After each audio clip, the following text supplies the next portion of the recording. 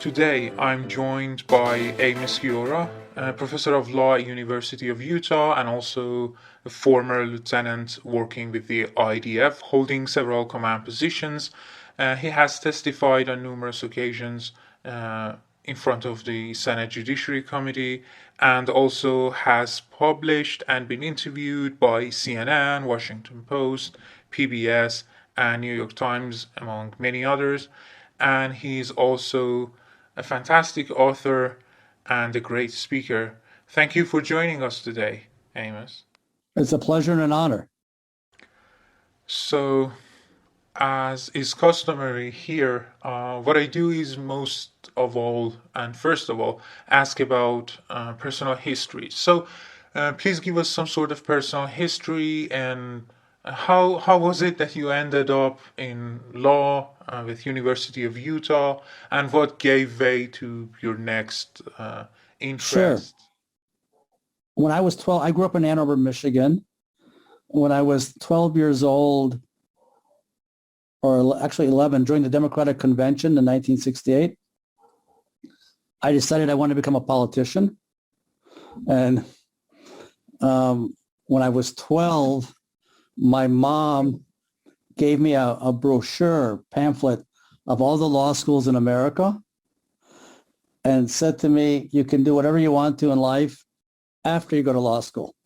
And so when I was, I went after college, I worked in Washington, D.C. for a member of Congress, and I understood that, the ticket or the box you have to check off if you want to get into politics in America is law school. So I went to law school with the intention of going into American politics, not really with the intention of practicing law. And, here I am, obviously, decades later, teaching law. I've practiced law, but for me, what's always been fascinating, I would say, is a confluence between law, policy, and impact, whatever the hell the word impact means. But it really is law and policy that drives my modest engine. I think that's, and even during the course of my career in the IDF, where I was involved in a wide variety of activities. Obviously, there's obviously a lot of law, right? If you're a judge advocate, there's a lot of law. But when I was involved in the peace process with the Palestinians, there's a lot of policy in that, the sense of being present in terms of history. And then today in the academy writing, it really is a lot law policy, whether it's about religious extremism, whether it's about sexual assaults, the enablers in sexual assaults. And I just find the combination of this intersection, if you will, to be truly, for me, fascinating. Was it the path I intended when I was 11? No.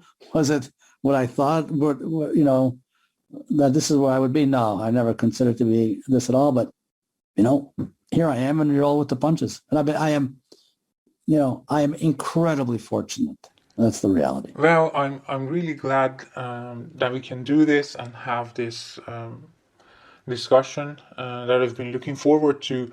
So let's start first of all with the basics, right? Thinking of terrorism, what do you think terrorism is, and how do you define terrorism? Because it's a central term that we will be coming back to it over and over again. For me, terrorism is an act by an individual or group of individuals whose motivation is one of four and or religious, social, cultural, economic. What drives terrorism, in my opinion, is their desire to influence government. And in the name of influencing governmental decisions, they view anyone as a legitimate target, including innocent civilians, including, frankly, people of their own backgrounds. As one of the things that we can get into this, I signed a detention order in 1994 for the then political head of Hamas, for Rantisi, when he came back from the deportation. That's 94, maybe 95. And at the end of the detention hearing, I signed up on the order. He spoke excellent English. And I said, can we talk? He said, sure. I have to add, probably because it was more enjoyable to chat with me than go back to a jail cell, right? And he was unapologetic. I said, you're ordering suicide bombings. You're trying to kill us. But we all know that in suicide bombings, you never know who's going to die, right? You could end up killing, Palestinians as well. But that was, it's not the right term. In a cost-benefit analysis, that was, I don't want to say okay, but that was a tolerable cost. So we're talking at the moment that U.S. is withdrawing from Afghanistan, and there will be aftermath to that. And I remember the claim was counterterrorism.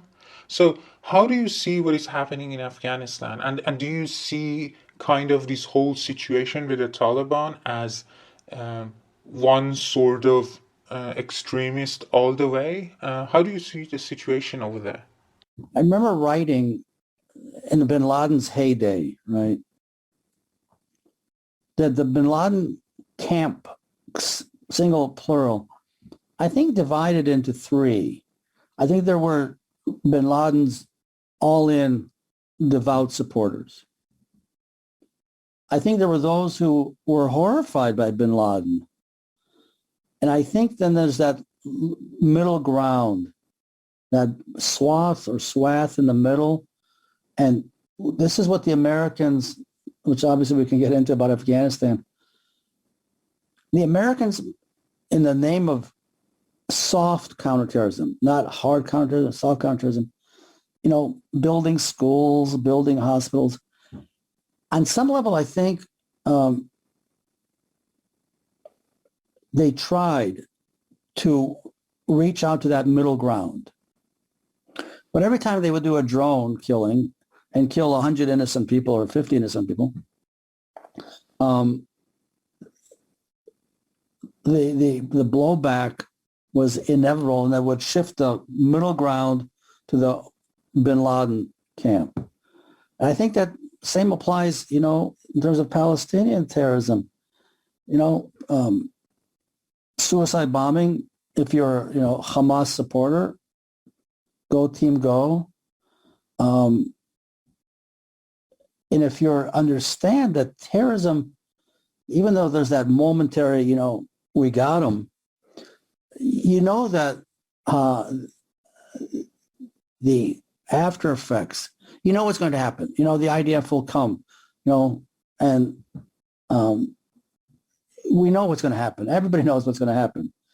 And it's in the terrorism debate, if you will, the cost benefits, the plus minus, strategically, not tactically. To my way of thinking, obviously, it's befuddling. But I also want to add that Rantisi also made a point, which I think is 100% right, that we as Westerners, our time sequence is today. What's for dinner? What am I doing tomorrow? Their time sequence, much more long-term. And somebody told me, I think the Washington Post yesterday had a great phrase. I mean, it's translated into English, right? That a Taliban guy says, you guys may own clocks. We own the time. So let's focus on that. Why the need to separately focus on terrorism and counterterrorism? Because with the attempts of counterterrorism haven't been that much successful when it comes to Afghanistan, or at least I fail to see what the significance even was for all these years of U.S. and other countries' presence in Afghanistan. I just fail to see, or even if the initial part was justified, which I don't know, but this lengthy process of staying in Afghanistan and with no end objection in mind, that seems to me to be a bit weird. So do you think these guys should be tried, captured, arrested, when we're thinking about counterterrorism? Of course, given the situation, things could be different. But what do you think here? Absolutely. So the question is, how do you respond, or how do you prevent? In some way, it's set piece. So if there's a suicide bombing, it's clear what's going to happen. You know, the cavalry will come in, people will be killed, people will be arrested. That's a tactical response. It's also maybe call it message sending, or in the criminal law, I guess we would call it deterrence. That's hard. You know, it's arresting people, it's killing people, it's taking actions against people. Soft counterterrorism is really the effort to sway the moderates or sway the swayables.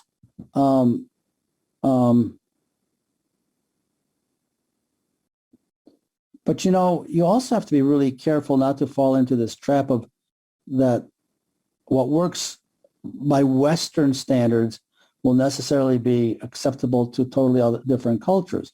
And I think I said this 24 hours ago in an interview, the U.S. has no understanding about the Middle East. Full stop. Same mistakes over and look at Afghanistan. I think the U.S. thought that Afghanistan is a country in the Westphalian context of a country. It's not. It's tribal warlords. That's what it is.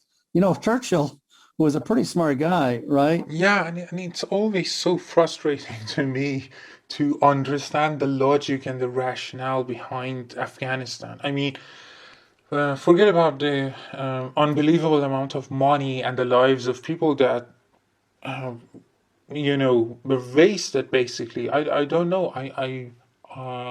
I'm lost as to finding some sort of justification or a final end goal here that could help us. But yeah, I think maybe there isn't, at least at this moment, a sense of unified value system that people can hang on to and mobilize against the Taliban. And this whole thing is happening in such a way that the US administration was fully aware, at least there seems to be conflicting evidence here and reporting here, that this will happen. Like, no one was surprised by this. I mean, I wasn't surprised by this at all. But let's not get ahead of ourselves, and because we're sidestepping the main topic here. So let's switch back to terrorism. So there have been occasions, for example, when during the Trump's presidency, the idea and these huge discussion about Russian and Iranian meddling in U.S. election in order to support or sway the election the other way around. Now, this seems to pose some sort of threat for the state, or at least it's trying to violate the autonomy of the state or so on. Do you view these as kinds of acts of terrorism at all? No, I think that the election meddling or the various algorithms that are being used, have been used, I assume will be used, or, you know, state interference in another country's election. I don't view that as terrorism. I think that maybe it's an unpleasant reality of social media or the misuse of social media. I never bought into that, quote unquote, an election was stolen. I just don't buy into that. You know, the misuse of social media is a reality, obviously. And I would think as long as the ballots are honestly counted, anything else is not really of great importance. Right. And one really important thing at the back of my mind every time this happens, because it's unfortunately happened over and over again and again, is I'm thinking to myself, why not arrest these guys? Why not have a court? Why not go through this with some sort of representation or interrogation as much as we can? Because we know that different methods of torture are not necessarily going to lead to actionable intelligence. It's immoral, it's wrong, and obviously coupled with operational considerations, things could become really hectic and different and unpredictable. But you never see, or at least not that often, for a terrorist to be captured, interrogated, moving through the process. Do you think they should be interrogated and captured? And if yes, how should they be interrogated? Yeah, I think that I was of the opinion, and that I testified on this in the U.S. Senate, the establishment of what was called a terror court, because I felt that was preferable to holding people in Guantanamo endlessly. And I also understand the need to protect intelligence sources. I also think from a suspected terrorist perspective, it's better to have a trial, whether perhaps modified from otherwise full guaranteed rights, rather than to be held in this temporary abeyance that was the reality of Guantanamo, which is why, indeed, I did recommend the establishment of a terror court. In the same way that subsequent to that, I also recommended a form of a drone court, because I'm a big believer in judicial review. I'm highly skeptical of executive power.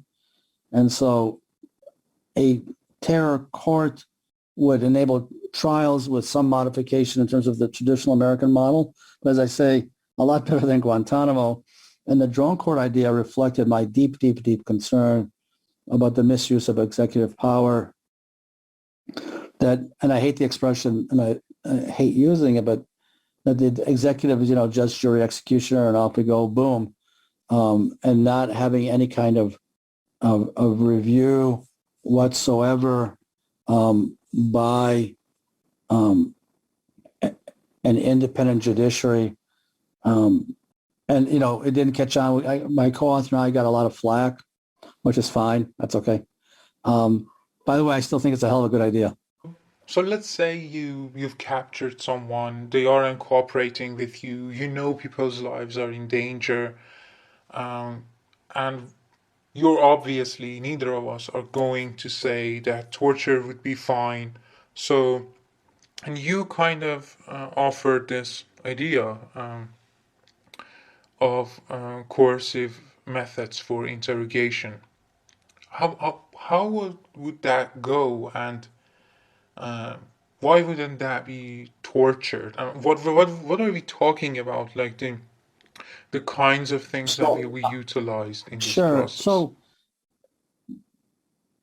in the late 80s, the Israeli Supreme Court ruled that torture, no, but if need be, there's a process, coercive or moderate physical use, which if I amping up the room temperature, hot, cold, sleep deprivation, head covering so the person can't see, which is disassociative. The playing of loud music, which is, by the way, awful. And also sitting in an uncomfortable chair, like back in first grade. Those measures were ruled by the Israeli Supreme Court as tolerable, provided that the decision to authorize them was not made by the hands-on interrogator, but by senior leaders, if not the head of the organization himself. And also, and this is, I think, very important, that there's a physician on hand who is not in the chain of command of the interrogator. I can tell you this from my own personal experience. I've seen people, with the head covering. It is disassociative. They really can't see who they're sitting next to. It's also a means, if you will, of sublime, indicating who's in control, who's the boss. The music, the computer-driven, loud and cacophonious music is awful. It really is. Hot, when it's hot, cold, not pleasant. And the idea of these kinds of, the tolerance of these additional measures is effective only, if you ask me, if used in moderation, because if used in excess, then they lose their impact. It's important to remember that detainees come to the interrogation setting. They've been trained. They've undergone their own prep, so they know what's going to happen, right? And they also know that there will be a plant in the cell who will sell them a story, and but it's like in the U.S. It's there's a very famous U.S. Supreme Court case, Perkins versus Illinois, that Perkins, the detainee, the suspect, ultimately the defendant, he told his his cellmate everything. Well, the only problem was that the cellmate was an undercover, or somebody who had been flipped. But Perkins didn't know that, and the Supreme Court said, "Hey, dude, sorry, no Miranda rights because you didn't know it was right." So everybody uses this system, and it's pretty stunning how often people fall for this. But I think that's probably psychology 101, that people feel the need to talk. What I'm curious to know is how would then this be ending up as some sort of torture again? Because I think that it's an excellent question. I think that waterboarding is torture, and torture is illegal. Again, 1984 Convention Against Torture. The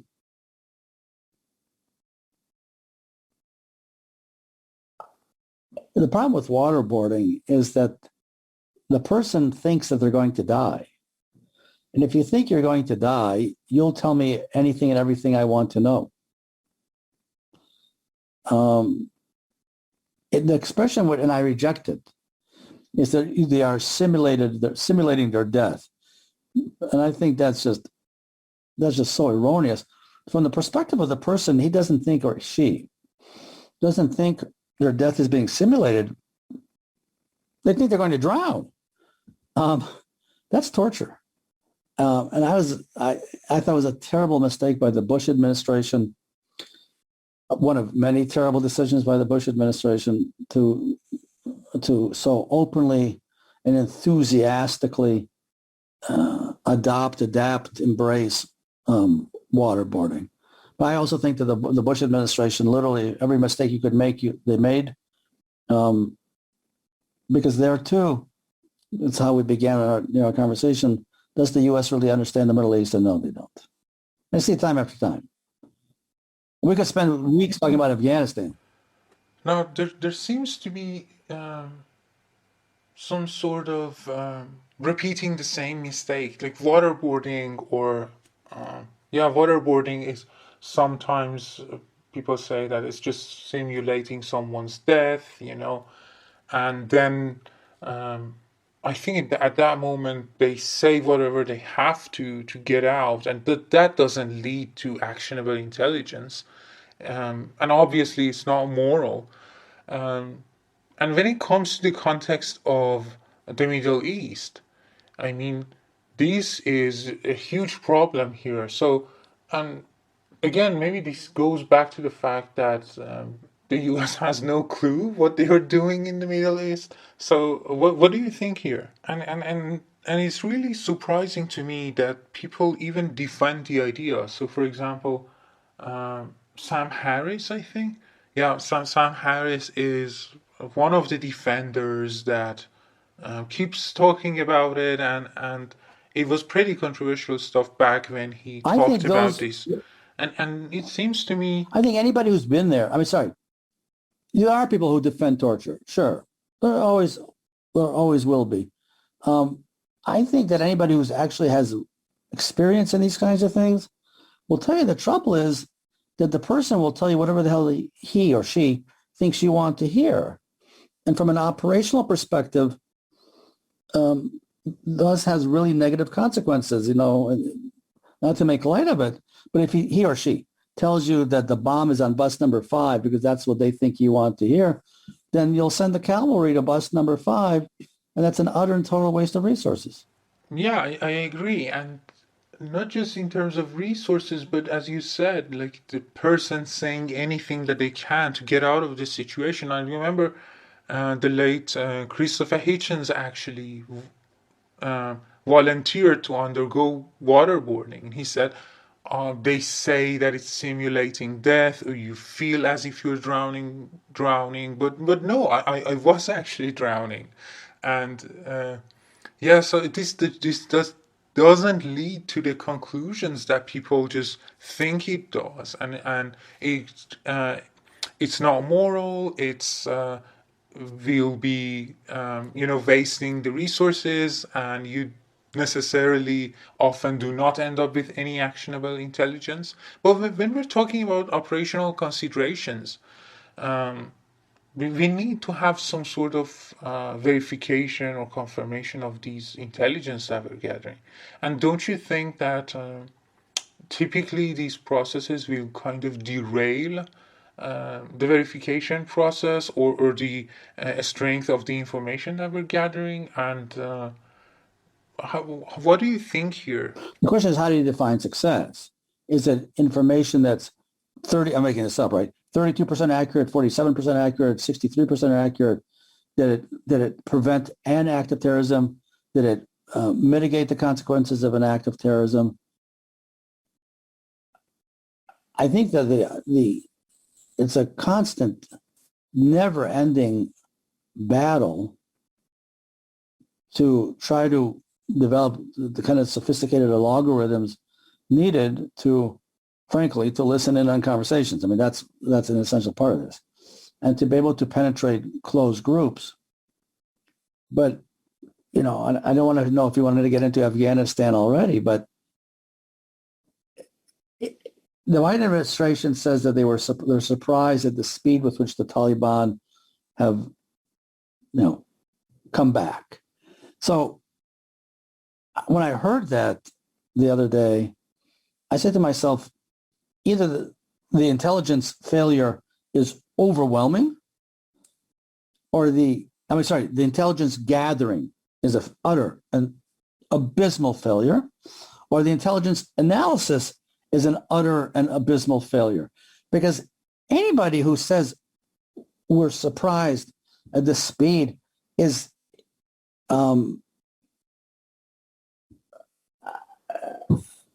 it leaves me utterly and totally speechless.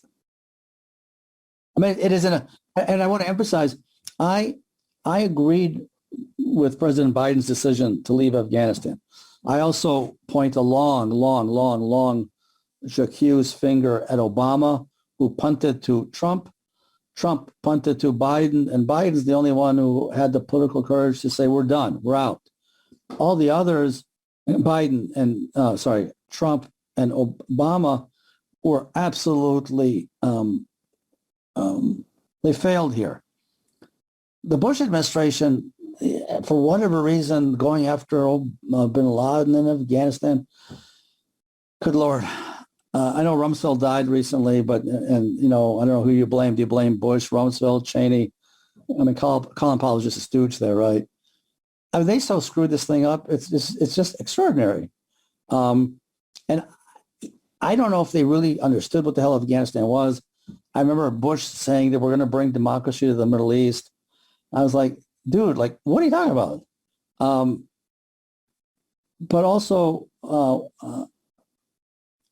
Obama kept American troops in there. Yes, Obama kills bin Laden, but that's in Pakistan. I never understood. I mean, you know, if Obama were to join us and you were to say to him, you know, Mr. Obama, don't BS me. Tell me the truth. What the hell were you doing in Afghanistan for the 8 years of your presidency? But don't BS me. If you were to ask Trump that same question, you know, Mr. Trump, for 4 years, don't BS. What were you?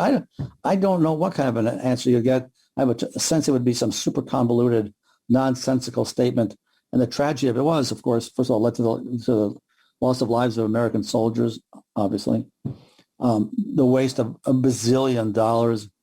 And at the end of the day, didn't do anything for Afghanistan, because I don't think that Bush, Obama, Trump had any understanding of what the hell Afghanistan is. Maybe the only one who really does is Biden.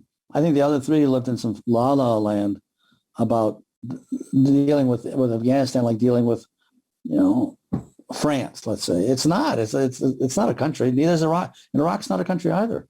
Iran is a country. Iraq never was under Saddam Hussein.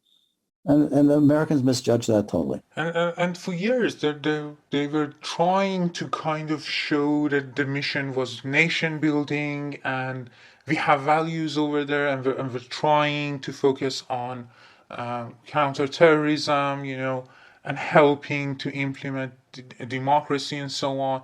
But at the end of the day, I think you're right. They just had no clue what they were doing. And there was no, unfortunately, there was no sense of unity or a sense of being a nation or a country. I mean, it was so utterly divided.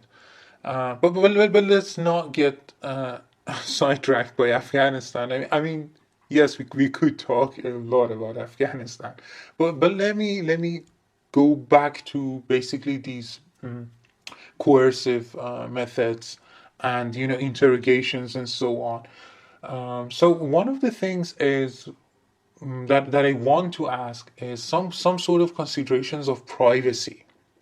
Now, would it be fair to say that in these processes, the privacy of the person is being violated? Now, I'm understanding privacy here. There's a big literature on that, and some people deny that it's a real value. Others say it's a derived value. But for our current purposes, I understand privacy to be your control over the information that you share. So if someone manipulates you, or kind of steals the information from you, or obtains information from you, and you don't have control over that, then I think your privacy would be violated. And that's something that's not, it's morally questionable to my mind. So what do you think of this? Do you think that this breach of privacy should be figured into these processes? Yeah, I'll make it quick. I think this is one of the topics we're going to disagree on. I don't think there's any privacy. There's no privacy, and I think that's the one of the results. Whether it's good or bad is a different question. One of the results of social media and technology, which your generation understands in a way that my generation does not, that the whole notion of privacy is antediluvian. It's not really a part of life anymore. My assumption is because of, you know, cameras, CCTV cameras, I'm observed everywhere. You know, when you log into an internet site, you're asked the cookies thing, and the next thing you know, you're getting emails about from congressional candidates you've never heard of. You're getting fundraising letters from whomever. And I mean, I have colleagues who disagree with me on that, but I really believe that the surveillance, whether nefarious or not nefarious, is so that the reality of life is that you are under the camera or in the camera, or under the microphone or in the microphone, or whichever, 24/7. And in that spirit, I don't find myself at all up in arms about any perception of invasion of privacy, because I've come to the conclusion But there is no privacy. Yeah, I think we disagree here, but it seems to me that it will be hard on that conception to kind of guard people's privacy, when it comes to leaked images or, be it celebrities or information that was obtained illegally by violating individuals' privacy. So, yeah, what do you think? Would that be kind of problematic, or is it just the situation and how the situation is just? So, I'm knock on wood, and hopefully this doesn't change. I've never had identity theft, but I know people have had, identity theft. It sounds terrible. I take it to be a reality of life today, and I don't really view it as it's nefarious. But I just say, that's the cost of living in the society and culture that we do.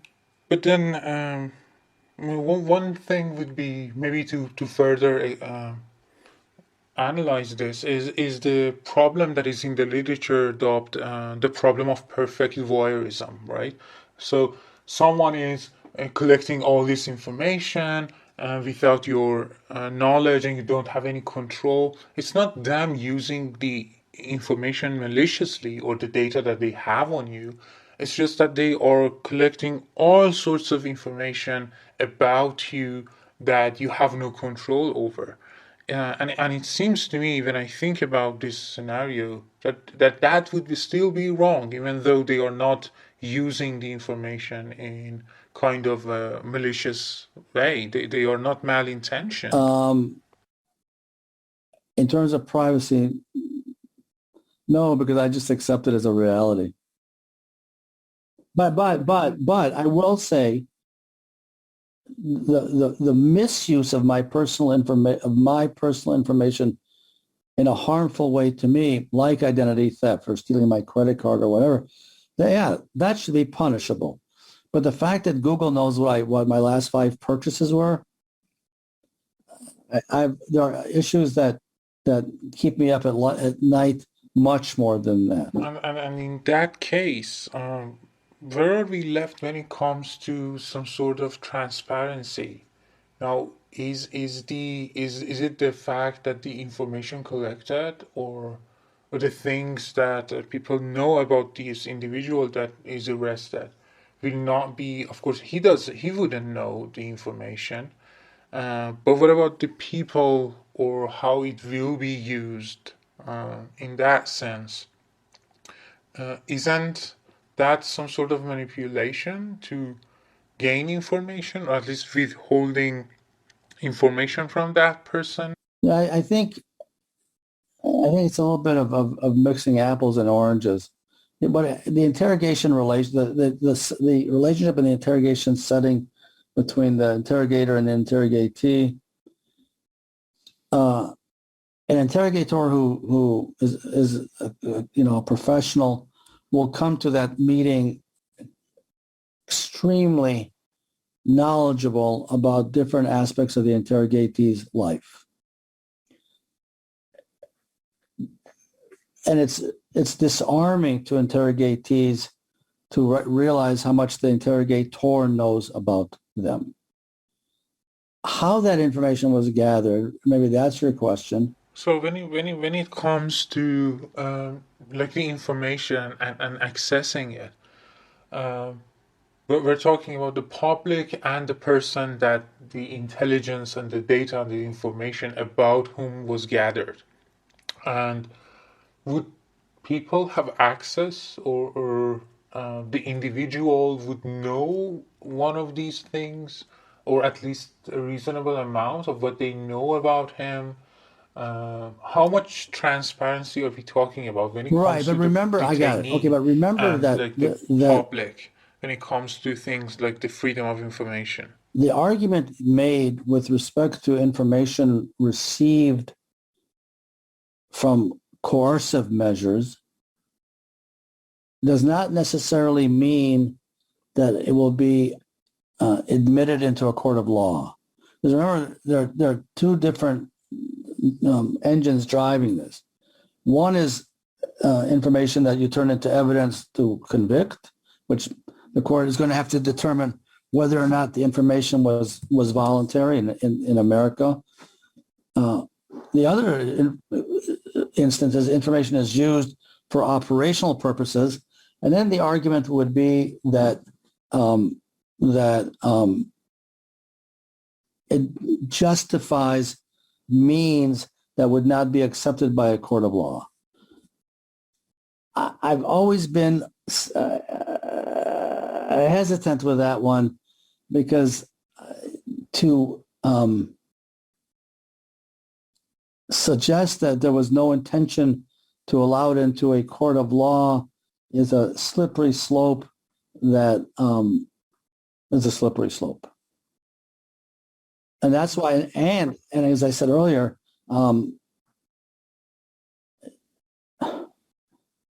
it's important to remember that there is a convention outlawing torture, and that, and the U.S. is signatory to that. But the distinction between evidence, court, information, operational counterterrorism has been used to justify the kinds of measures that otherwise would be illegal. And there's another part to that, right? So you propose some sort of constraints when the process is going. It's time sensitive. It's right. Time limited. When it's there are qualitative controls. The health of the detainee should be considered. Well, first of all, the two caveats or two conditions that is articulated by the Israeli Supreme Court, I think, make enormous sense. One is that the decision is not made by the interrogator, but some very senior official. And two, that there's a physician on board whose assessment of the condition of the suspect is not a recommendation, but is an order. It's not that the physician recommends we stop the interrogation. The physician says this person is in harm's way or is potentially in harm, then the interrogation stops. It's not a recommendation, it's an order. It's an interesting question. How long can this go on and on and on?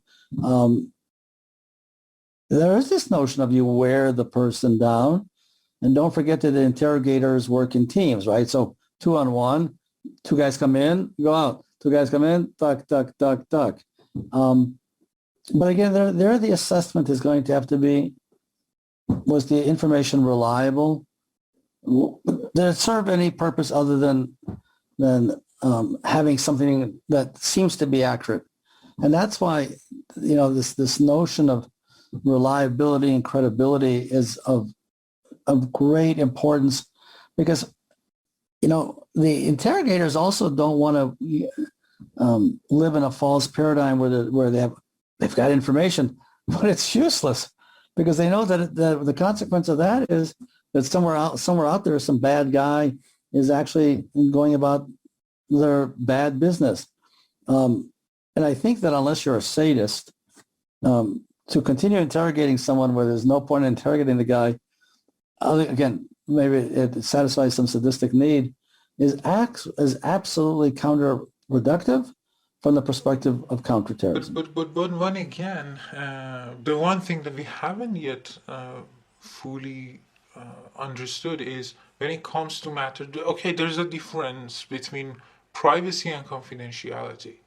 So, what is it that the information is confidential, or is it being that the information is private? I want to see where the line should be.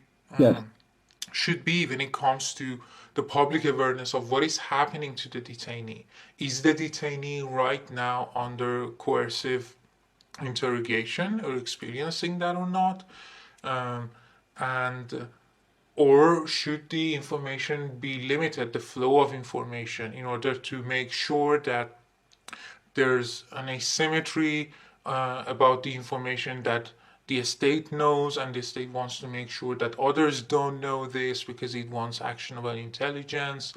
How does this relationship go?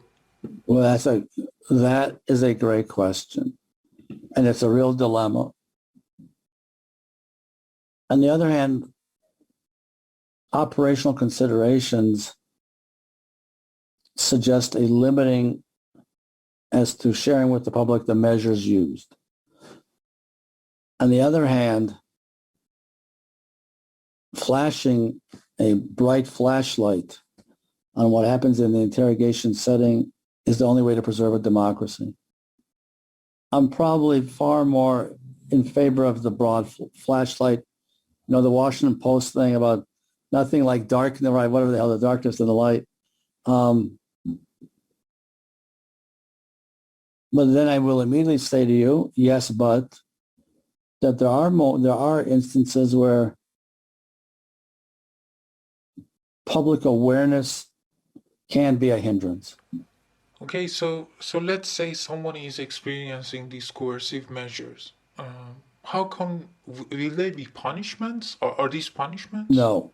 Can they be used as punishment? Yes.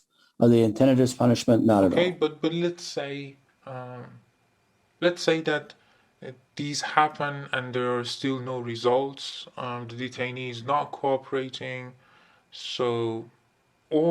and they are faced with, amplifying the measures. But what would be the repercussions in terms of if it fails? I mean, The bus blows up. yeah, I understand that, but what I mean is, what would be the repercussion for the estate, right? Because the estate has a responsibility, and all these processes are then trying to be the responsibility of the estate. I mean, the whole process is to try to be more moral or more decent when trying to interrogate the detainees. So when that fails, who would in the estate be the responsible party? Oh, I see what you mean. Oh, yeah, okay. Yeah, no, sure. Guantanamo. I mean, I go on and on with the consequences to society. The consequences to a society that in its name, and I want to be, careful here, in its name, intolerance rules harms democracy. But that's too easy. That's a nice soundbite. You can, package that like a Christmas gift. There are times where, you've got a guy who is a bad dude, and you're pretty certain that dude knows where the hell the bomb is, and you also know that I'm not making light of this in any way, right? You know that coffee and baklava aren't going to do the trick, right? You've got to get the information. And it's a thin line. On the other hand, in Israel, the argument was always made, ticking time clock, ticking time clock, the bomb. And at some point, it was sarcastic as hell. The then president of the Israeli Supreme Court, Chief Justice Aaron Barak, said, and he was pissed because at some point he got pissed with the time clock, the ticking time clock, duck. At some point he said, and he was sarcastic. He said, "Are you people ever going to run out of alarm clocks?" And I thought that was a great statement because he realized that, come on, like seriously, not every instance is the bus about to blow up. One thing that seems to me here to be really important is the role of values. So the party that is trying to impose or implement these coercive measures, which you mentioned are not punishments, is doing that in order to preserve its values, or at least it will appeal to the values that the society shares in order to justify this on behalf of the estate. And what role do you think the values would play when it comes to terrorism and counterterrorism? The values question is a super interesting question, and it cuts across two different paths. There are those who will tell you, the hell with values when people are dying. Let's first deal with the bad guys and then worry about our values. There are others who will tell you that at no time should you lose sight of your values, because if you lose sight of your values, then you live in a society that maybe you don't want to live in. I think it's much too easy to draw a very sharp and strict line, because that's just not really how this works. There are times, and I've frankly, I've been there, where you're willing to tolerate an expansiveness of executive power with a huge caveat of judicial review. Absent that, the broad swath of judicial review, I would say that intolerance begets intolerance and absolutely leads to impacting democratic values. But hang on. If I had someone else sitting right next to me here, hello, he or she might say, who cares about values when we're all about to die? And in the name of protecting ourselves, we're willing to engage in excess. And that's where the rubber really, really hits the road. And, the American Supreme Court, in polite English, has ducked on this issue, ducked, fainted, not fainted F-A-I, but F-E-I. The Israeli Supreme Court has been much more aggressive in addressing this.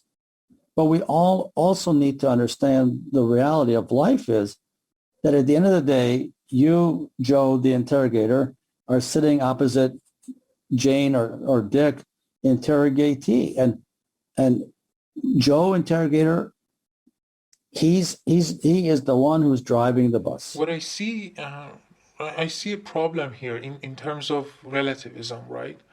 No, I'm no relativist, but the other state could say the same thing, right? So in a state like Iran, which is obviously a dictatorship, at least let's just say it's not a democracy, could obviously do that, and they are doing that. Like, they appeal to their own values, and they say that because our values are correct and you're contradicting our values or are a threat to our values or to our way of life, then we have the right to act as we do.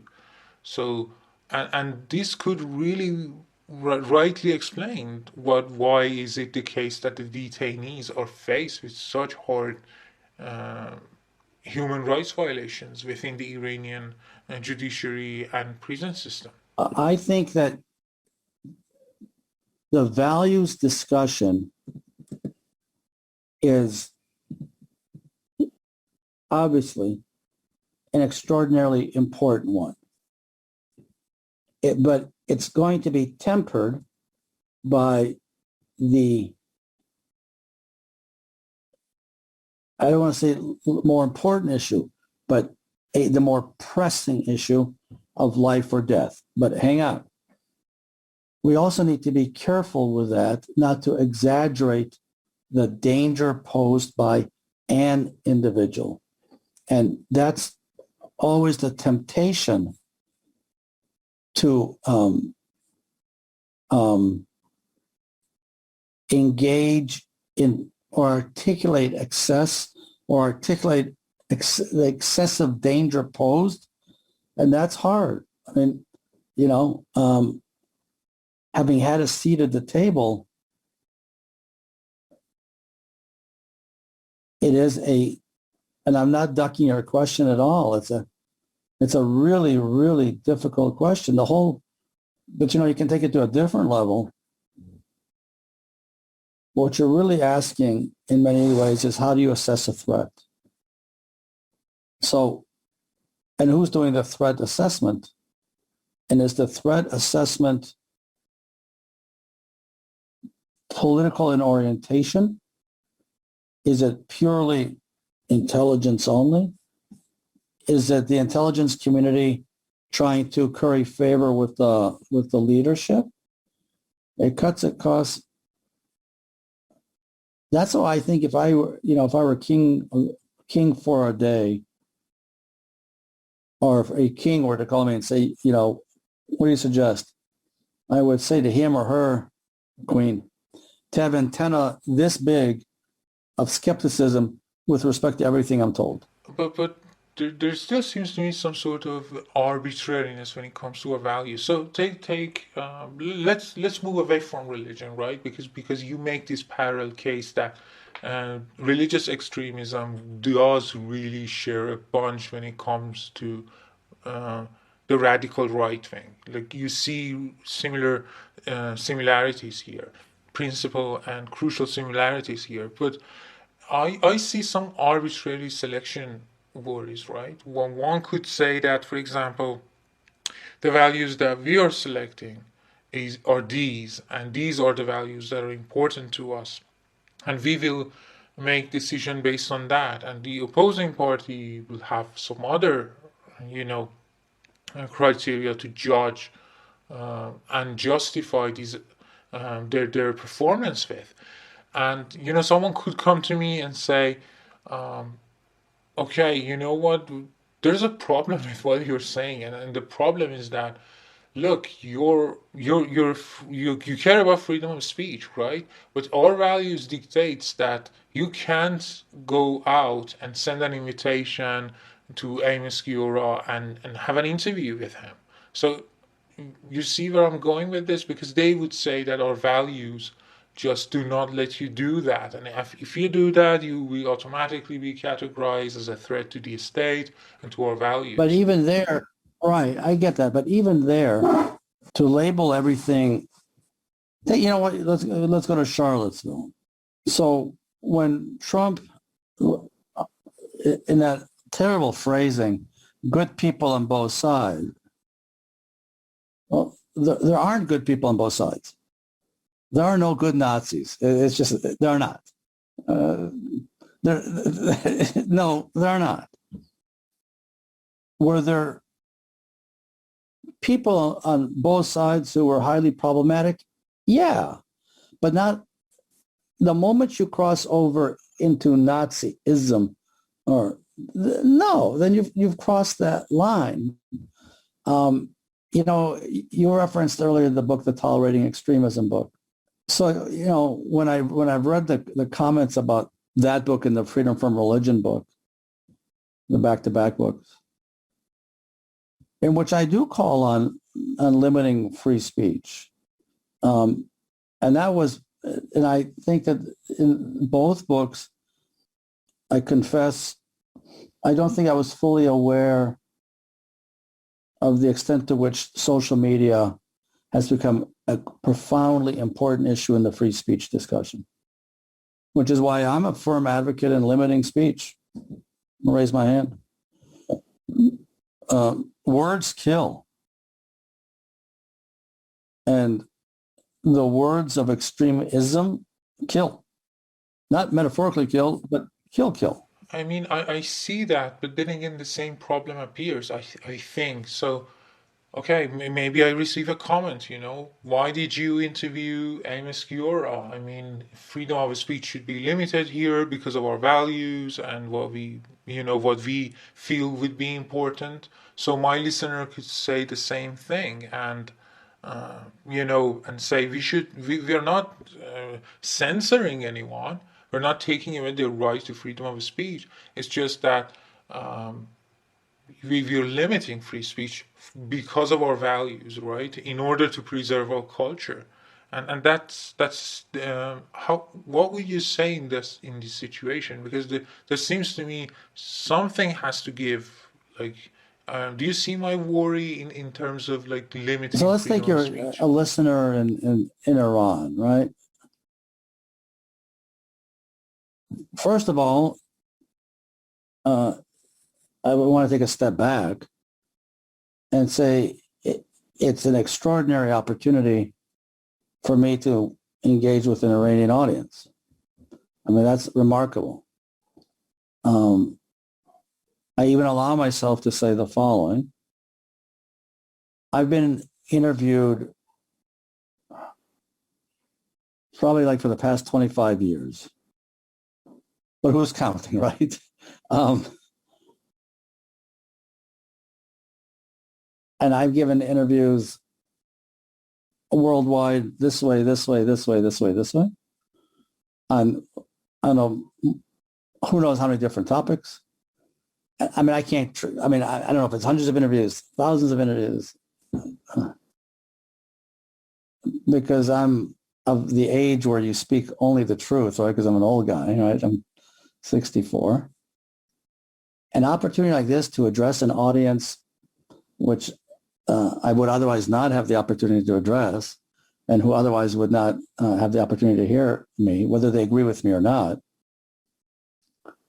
I think an engagement like this is beyond extraordinary. And I don't use words, as you figured out in the past hour. I don't use words, I don't bandy them about.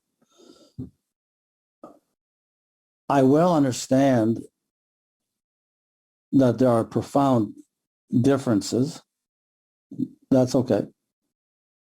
Different cultural perspectives, different viewpoints, different value system, because you like the word value system. What makes this, and your questions are so thought-provoking, is how do we address these really complicated questions because I'm a sports fan, in a field with goal lines, goalposts, where verbal disagreement is absolutely tolerated. But the great fear is obviously of violence, whether it's individual violence, state violence.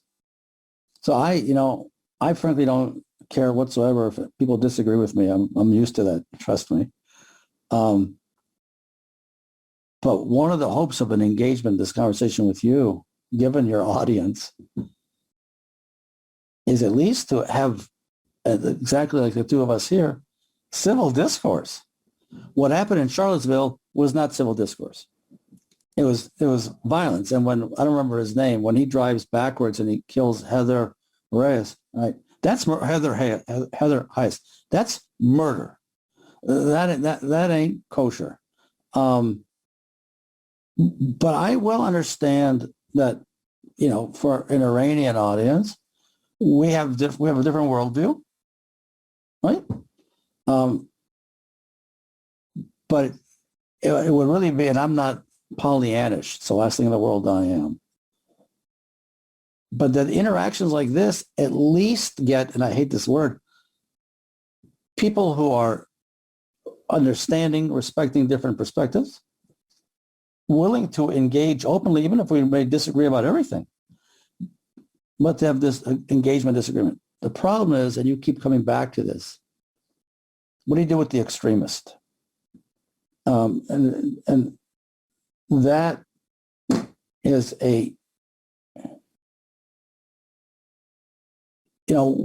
all sides have extremists. Yeah, and to be fair here, like we're talking about extremists, like that's the case is when there are extremists that the extremists are involved. It's not that gray areas or where you want to really suspend your judgment about everything, because it's a case of extremism, right? The guys in Charlottesville, like that's just extremism. The right wing, crazy guy is just a case of extremism. You don't need to suspend your judgment there or be extra cautious there or think that your values are the wrong values.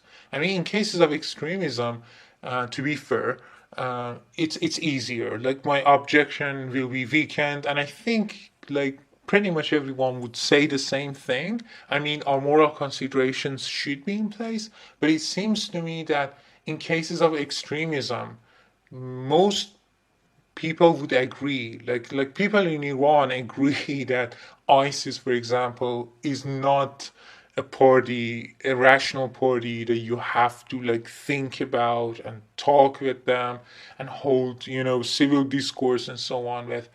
But at the same time, when they have the power, it seems to me, you're right, we're back to the extremist again, because what they do is kind of portraying themselves as the victim, as being marginalized, as being discriminated against For example, it was the foul cry and ridiculous complaint, of the right-wingers, the extremists who would say, oh, look, the social media is censoring us. They are taking away our right to freedom of speech. It's like, no, this is hate speech, and you're pretty extremist. So there's the discussion and the incitement of violence and hatred is different from civil discourse, obviously. Yeah, I wrote a paper a number of years ago calling for the limiting of free speech of imams, rabbis, and priests. And the question I was asked was, okay, let's say we agree with you.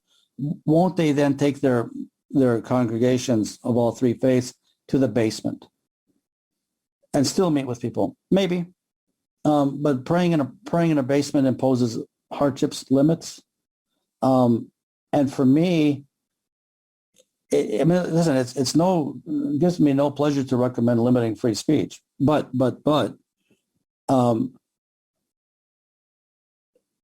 we in Israel, when Prime Minister Rabin was assassinated in November of 1995, we got smacked in our face, boom, that words kill.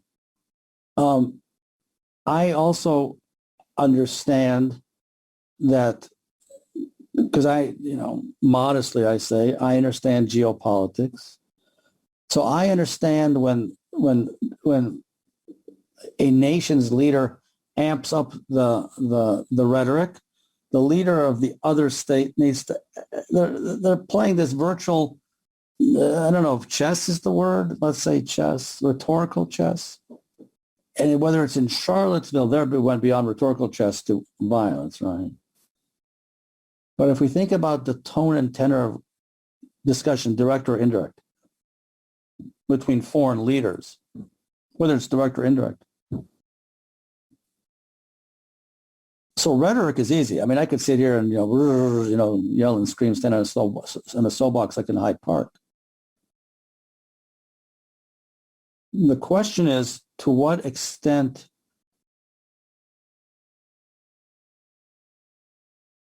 do I understand the other side?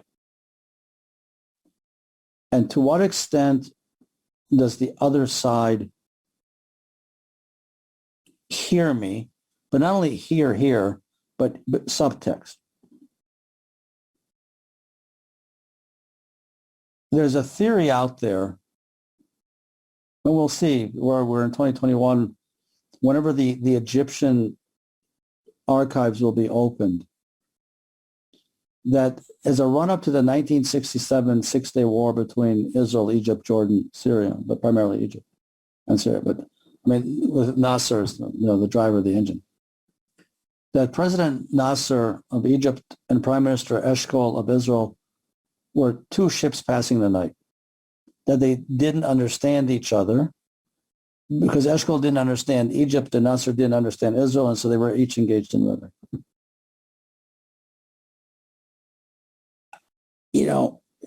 Because you're giving me this remarkable opportunity here. It is an open question. I think it's an important discussion. If you'll allow me, there's a triangle here. This is really what makes this interaction with you so remarkable. Iran, Israel, U.S., world. And that's why I said to you before we went on the air that when I get interviewed about Afghanistan, for me, it's all about Iran. And the question is, does side A understand side B? Does side B understand side A? And does side A, pardon my English, sorry, does side A really give a shit about understanding side B? And the politicization of all this is remarkable. Good, bad, and ugly. I think we would all benefit from the lowering of rhetoric, but we all understand that at the moment, that's the way this is conducted or not conducted, ups and downs. And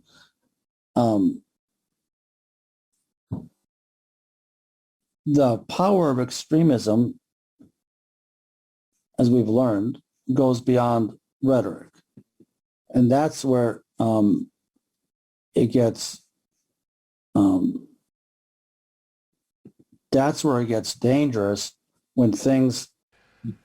And this is specifically important because local mosques in Europe and are becoming a problem. Not all of them, but some of them are becoming really problematic.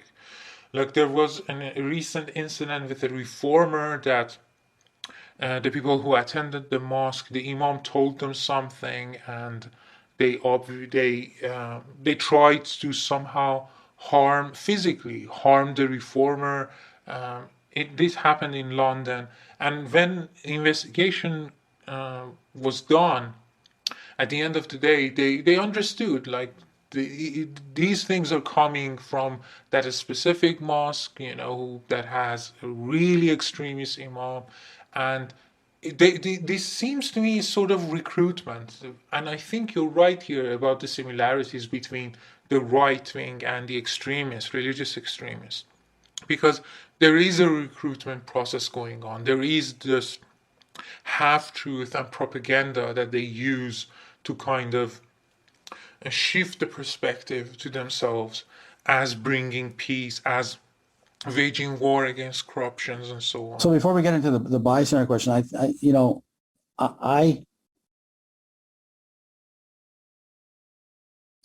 again, I'm not Pollyannish.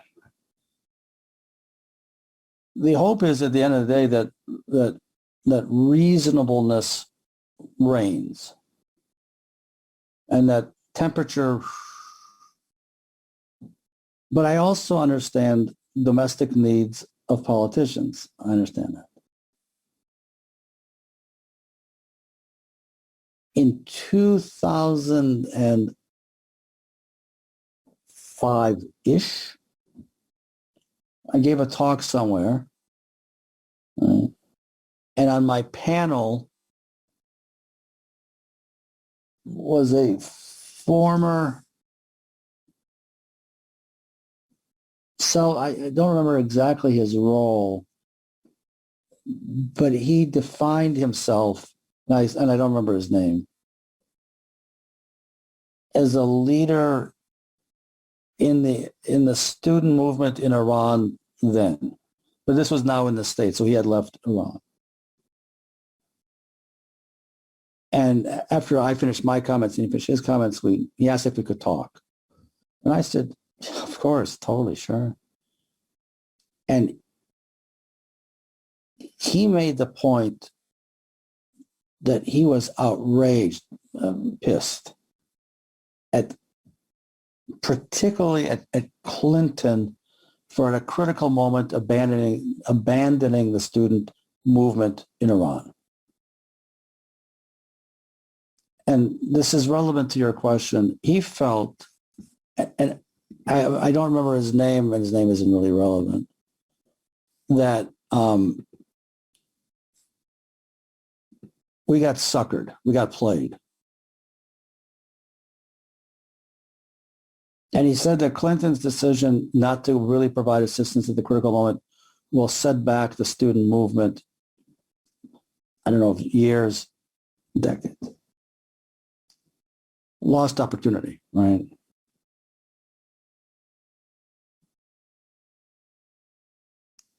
The bystander is one who says, that's okay, shit happens, move on. Not that bad. And there are bystanders as you're walking down the street and you fall. And there are bystanders to larger issues.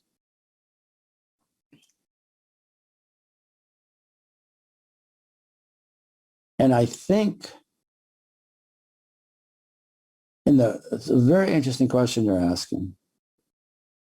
The bystander in geopolitics, that's, right?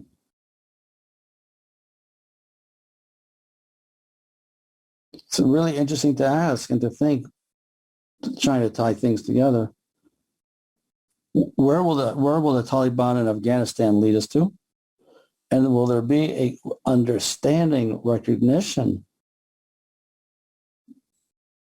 And we may disagree on this, but I genuinely believe there's going to be a terrible, terrible bloodbath in Afghanistan. They're going to do.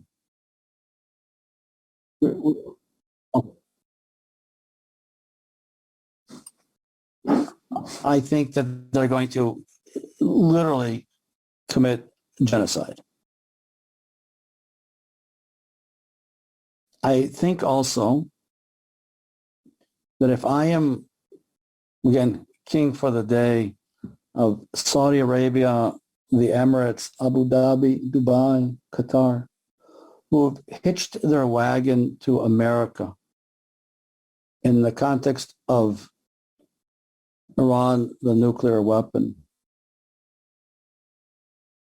I'm looking at the TV and I'm saying, holy shit, if what is the extent to which America's commitment is a commitment? And if American commitment, again, I want to emphasize, I agree with Biden, but if America's commitment is perceived as transitory, but all these countries have hitched their wagon to America in the context of anti-Iranism, or sorry, not anti-Iranism, anti-nuclear Iranism. What will be their fate when the next American president says, wait, time out, new American policy in the name of blah, blah, blah. We now, we're going to, whatever, and have a change in policy. And in the context of the bystander, you certainly, as everything is unfolding and it's so tied in together, this requires the kind of engagement that doesn't tolerate bystanderism. But the engagement has to be, this is where it gets hard, predicated on understanding the other. And that's why this is only the third time I'm saying it, so I guess I really believe this because I don't like repeating myself. It's boring. For you to give me this opportunity to engage with an Iranian audience, again, I frankly don't care if they disagree or agree. I really don't care about that. And I welcome engagement. We may all disagree, but at least we can have intelligent exchanges. We don't have to agree. So one of the things that's quite fashionable today is I think you're right, as long as it's civil, but it seems weird to me that specifically when it comes to the Western side, it seems to me to be so weird. We're seeing cancel culture and deplatforming people and scaring them with threats online and offline, and trying to form movements to disrupt events and so on. And I have numerous occasions on which reformers, you go and you want to hear someone talk, right? They are a reformer of some kind, and the Muslim population really needs this discussion to happen. But the student union, for example, gets a hold of, this person and then turns around to other people for support. And unfortunately, I'm saying unfortunately because my tribe, which would be like the people on the left, usually follow suit, and they say, okay, let's disrupt this event, let's cancel the event, we can't invite person X here, we have safe spaces, and it's like safe spaces. People are getting killed over this, and this reformer is doing the best he can to kind of contribute to the betterment of the situation. And it's not like these conclusions, these analyses, these types of discussions should be held behind closed doors. I mean, every kind of political view, every kind of religious view, and people with these different views should be present when these discussions are taking place. First of all, it would change the view from the average person. Like, they would understand that there is civil discourse, that there is dynamic movement in terms of theology, religion, and politics. And it's not just about Islam. You see, it's about everyone being engaged and in a civil discourse. So what is your take on cancel culture and this whole thing that is becoming much more prevalent, I think? So I think political correctness is a real negative. I think that civil disagreement is essential. I've never met Ayaan Hirsi Ali. You mentioned Couture beforehand. She was Couture's student. She's very grateful to Couture. She gives him a big shout out in her book. And you mentioned Van Gogh, right? I never met Van Gogh. I've met with Van Gogh's people who knew him, people who liked him, people who didn't like him. He was obviously edgy, right? But there's no reason for Mohammed Boyer to kill him. And there was no reason for Mohammed Boyer to put into Van Gogh's chest with the knife that next is Ayaan Hirsi Ali, obviously. And this is public record. I've spent time with Wilders. I was an expert witness in his trial. But that goes back to my interaction through you with the Iranian audience. We can disagree. We probably disagree on a million things. But as long as we can maintain that disagreement to, pen and this, that strikes me as the way forward. I wouldn't feel comfortable addressing, the intra-Islamic issues because I'm obviously not a member of the faith. I would certainly feel comfortable talking about intra-Jewish conflict because we have conflict. I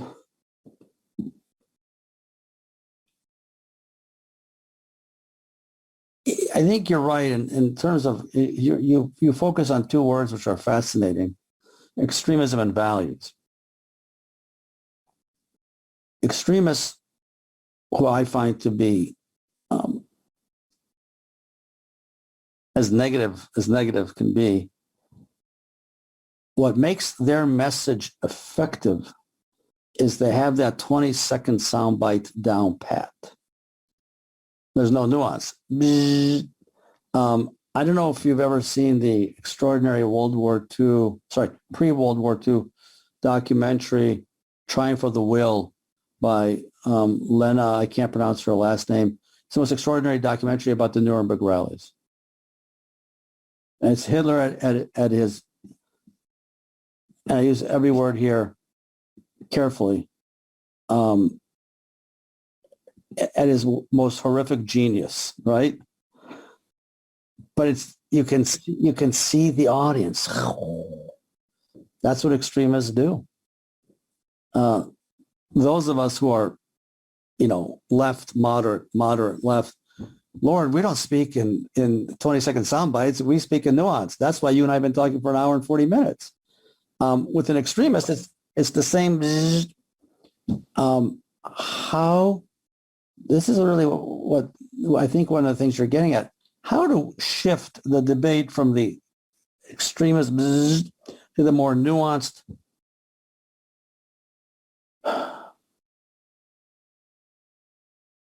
That's a challenge when it's clear that extremists, wherever,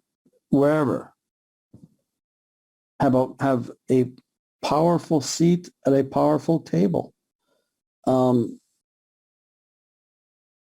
And what they do extremely well, whether Trump in America, Netanyahu in Israel, thank God no longer the prime minister, is they have keywords that work to their audiences in a very powerful manner. Because Trump, Netanyahu, and I would imagine the same thing with the guy in Turkey and maybe in Iran, but you'll correct me if I'm wrong, they know how to address the minions, how to shift that rhetorical debate. I think there are three ways to do it. One is conversations like tonight. Two is, here finally in Israel, finally, crazy coalition came together, but at least Netanyahu is no longer prime minister. So it required political nimbleness and flexibility and whatever the hell else. And I think the third is complicated. And this is complicated is a polite word for this is where things go astray, is when the international community weighs in.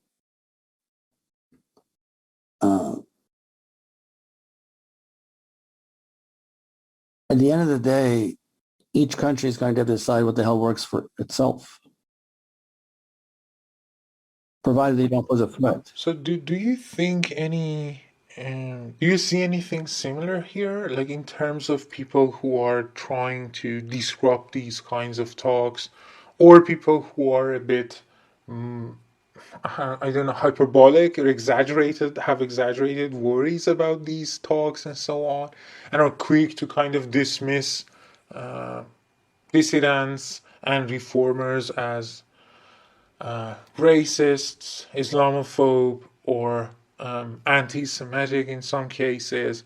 Do you think these have any similarities here? Lack of nuance. I think whether a secular extremist or a religious extremist locked in on the plan, whatever the hell the plan is, and whoever articulated the plan, with no toleration for nuance and no toleration for alternative voices, and, as history has repeatedly shown, a willingness to engage in violence. So, by your light, why can't the state somehow, limit comedy and or satire, right? Like we had the caricatures of Muhammad, like the Prophet Muhammad, and the ridiculously exaggerated aftermath of that, and the threats that followed, the online hysteria, and all of this. So why stop there, right? Why not limit? I think that nothing more complicated than redefining the notion of imminence and of threat. And in America, the Brandenburg test is pretty broad. I think that social media requires limiting it. That's as blunt and quick as an answer as I can give you. And criminalizing. All right, sure. And by the way, I said the cartoonist recently died. I think that limiting the right of cartoonists, in the rough and tumble world of political exchanges, the caricature of the Prophet Muhammad, I have no doubt it offended some people. I also have no doubt that a lot of people who were offended never saw the cartoon. Okay, but then again, you see, I have to jump into an Islamic Republic talking point. Basically, that's where the objection comes in, right? They say, oh, then you're showing hypocrisy. You're telling us that you can go ahead and caricature a faith or prophet, what we hold to be our most valuable and inseparable part of us, but then again. When we are trying to do the same thing, like, creating caricatures of the Holocaust and so on, you come to us and you say, this isn't my talking point, by the way. They say that what happened, we should be able to do that. And you're being a hypocrite when you're saying this. So isn't it a hypocrisy in terms of limiting freedom of speech like this? I think that is a great question, and you're getting to the heart of the issue. in the rough and tumble world of political dialogue and political cartoons, I have no doubt that the caricature of the Prophet Muhammad was very offensive. I totally understand that. On the other hand, to ban the cartoon, I think would have been one step too far. And obviously trying to kill the cartoonist was absolutely outrageous. And then in the name of avoiding political hypocrisy, which is a fair point, cartoons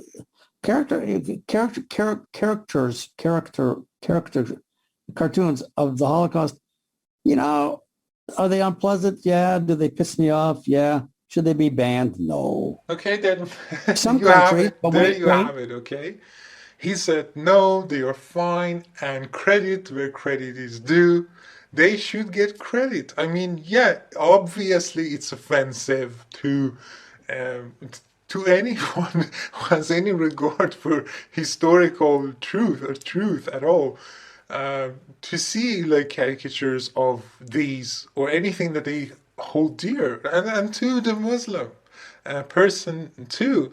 But there are the fact of the matter is that how you react to that. So yes, you are offended, you will be offended. I am offended by a lot of things, and Muslims are. But the move from merely being offended to the other end of the spectrum, which is violence, which is killing someone for a drawing, you know, or to punish and torture someone, or to basically excommunicate someone for this, it's just wrong. So there you have it. He said no.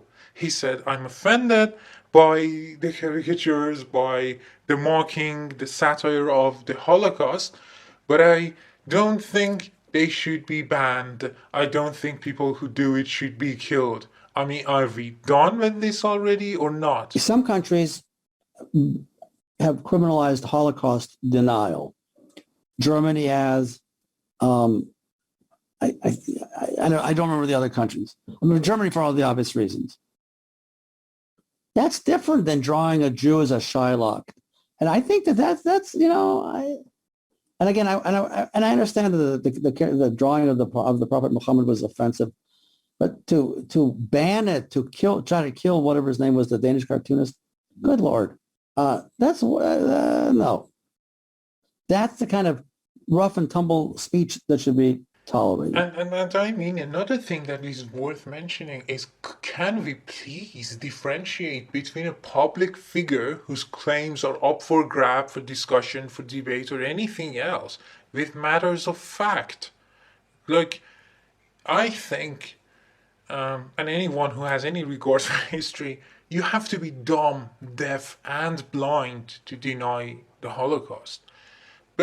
But forget about that. The matter, or the fact of the matter is that this is a historical issue. It's a factual issue. It's like debating the existence of, I don't know, Jesus, right? Whether Jesus existed or not. And that's heaps and bounds and words apart from criticizing like Joe Biden or Jesus himself as he was, or anyone else.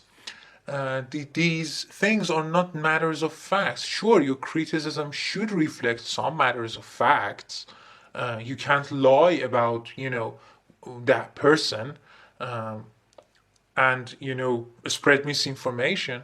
But criticism of a public figure or, poking fun at them is not trying to be it's not that the agent is trying to misinform the audience. It's trying to utilize comedy, utilize satire in such a way as to shine a light on something.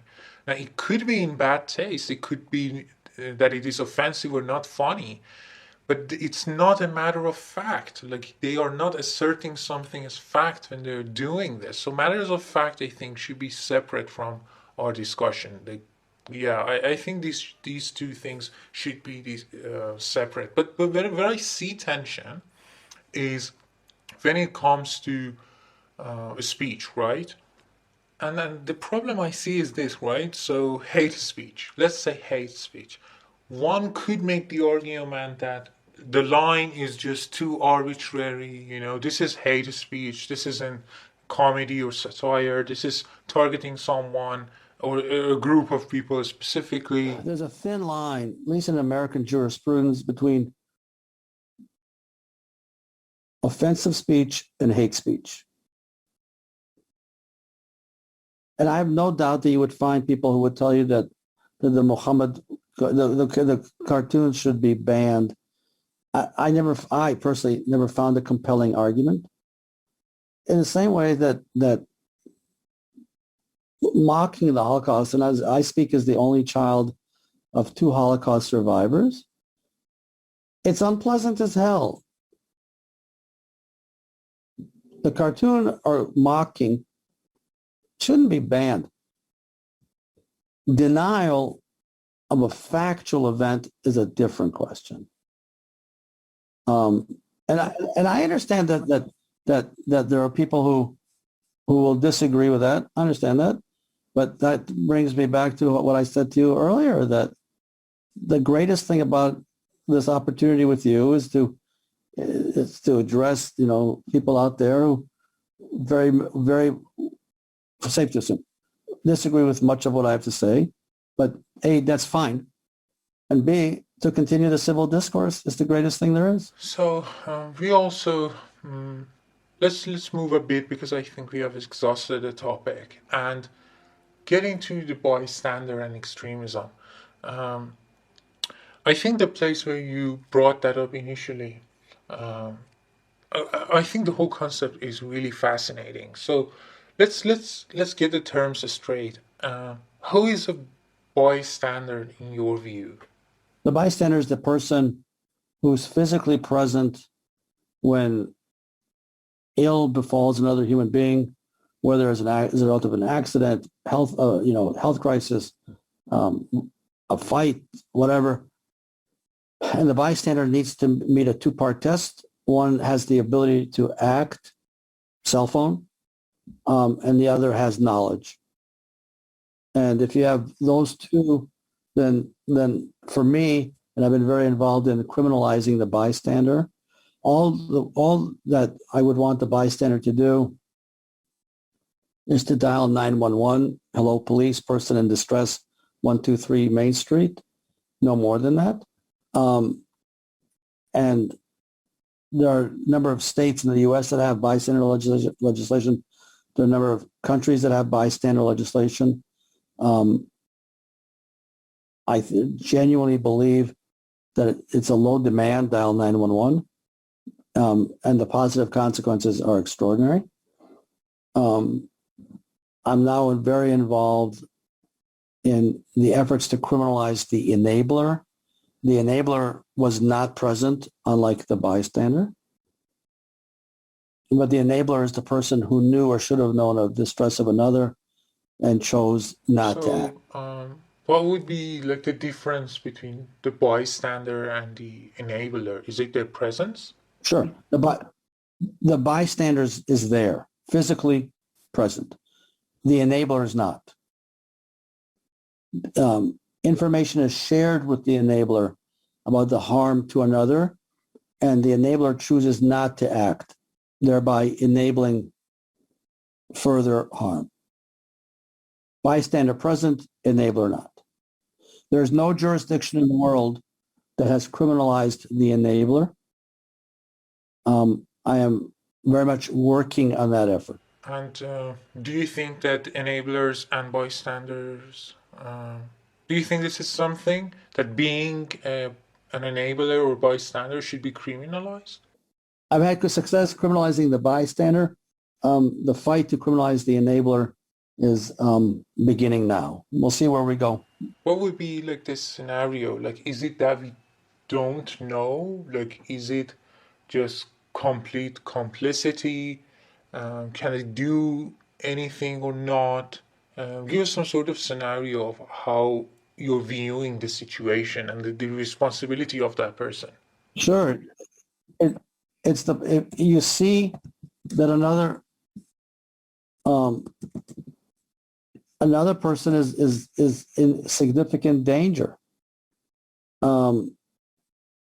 and knows that harm will befall another. And you walk away, turn your back, turn your neck. Somebody's told me that whenever I talk about the bystander, I should turn my head like this, because that's what the bystander does. For me, again, I don't think there's any doubt about it, because it's such a reflection of my theory on this, about my parents in the Holocaust, my mother in the attic in Budapest, my father on 2 death marches. To see another human being in acute distress is just, and not to do something about it, that for me is a crime. Simple as that. And I would, working with legislators around the world, which I do, I would think that most of us, never say all of us, of course, understand that the consequences of not acting on behalf of another human being may well result in their death. So what should be like the legal outcome? Is it criminalizing? Is it a jail? Is it a fine? So in Utah, for instance, in Utah, it's a misdemeanor. It's a fine and or jail, and in certain circumstances, loss of job. So was that how Armies of Enablers came out? Like the book Armies of Enabler. How did that come about?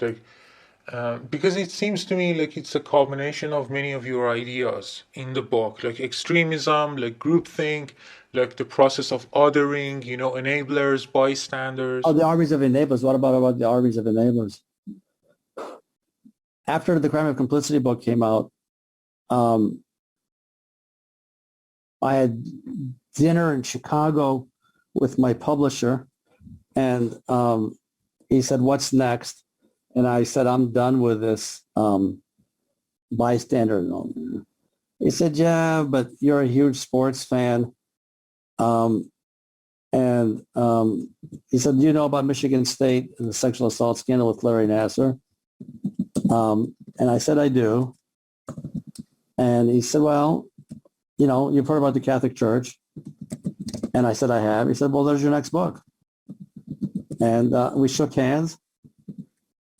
And that led to Armies of Enablers. And then I was beyond fortunate that survivors from Michigan State University, Ohio State University, Catholic Church, USA Gymnastics agreed to talk with me about their horrible experiences. And I think the reason that they agreed to speak with me was because I didn't ask them about the perpetrator. The perpetrator doesn't interest me in the least. I asked them one question, and that was, what were your expectations of the enabler? And that's a question that, shocking, has never been asked before. And I think it's pretty fair to state that this whole notion of armies of enablers and then going after them is beyond critical. I spend most of my day interacting with survivors, but again, not about what happened to them, but rather, what do we do with the enabler? Which is a build-off from the bystander. So in what sense, I think it's action-driven, right? The differentiation between the bystander and enabler, or I think maybe, yeah, or maybe does information play a role too? The bystander, I got it. The bystander's actions dial 911 because it's present. The enabler's actions are go beyond 911 because it's information that has come to their attention about something that has happened. So that goes, in terms of their responsibility, that goes well beyond 911. It imposes the requirement to potentially lead to, people losing their jobs. So is it that one supersedes the other? 100%. I wouldn't say supersedes. because it's two different paradigms. One's present, one's not present. But the responsibility of the enabler, a football coach who comes to their attention that something has happened. I absolutely believe that the failure to do so is a crime. I think this is, I like the idea behind enablers and bystanders, right? Because there's a movement that sort of its effect and its voice waxes and wanes in Iran, the Me Too movement of Iran.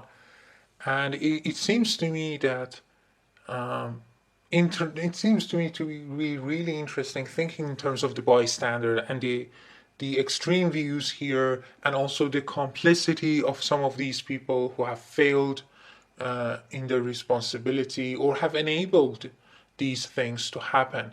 And it seems to me to be crying out for some sort of holding back when it comes from Western's cries of human rights and values and the supremacy of things like that.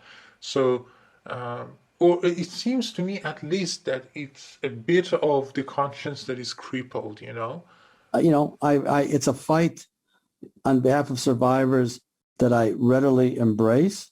Who the hell knows if we'll win or not? Who knows? But I think that given the fact that I spend so many hours a day with survivors, trying to advance something on their behalf is the least I can do, and that's why I'm willing to fight the fight. I tell you what, I'll make you a deal. How's that? I mean, I'm not a gambler, but I'll make you a deal, okay? So I had no idea until you just shared this with me that there's call it a unformed nascent Me Too movement in Iran.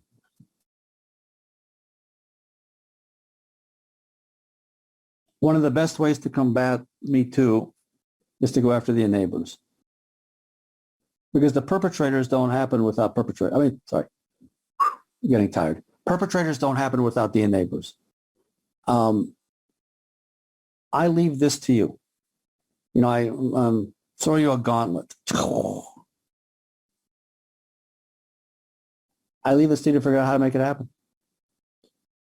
Given my experience, pretty significant by now, on working on the enabler question, not only in America, but elsewhere, I would embrace, with all the difficulties, all the complexities, of working with whomever in Iran would want to have a communication, if it's through you, it's through you, on the enabler question in the context of Me Too. That would be extraordinary. I'll leave that to you. If you want our listeners to have a takeaway, maybe 3 takeaways from our episode together, what would you want those 3 things to be? I'm smiling because the 3 is it's a very military way of always everything's divided into 3. Tuck, tuck, tuck. One, a tip of the hat to you, for the audience needs to know how much this engagement is healthy. Whether we agree or disagree, I really don't care. The power of engagement, the benefit of engagement. 2, for the voices of moderates to rise to the fore to combat the voices of extremism. Easier said than done, I know. And 3, my very open willingness through however you manage it, funnel it, channel it, to work with whomever in Iran on the question of enablers in the context of sexual assaults. Those are 3 things. And there you have it. That was our episode, and I enjoyed our discussion very much. I think it will be of use to our listeners too. And thank you, Amos, for being with us. You are beyond gracious. I look forward to the post. I look forward to sharing the post widely. I really want to thank you.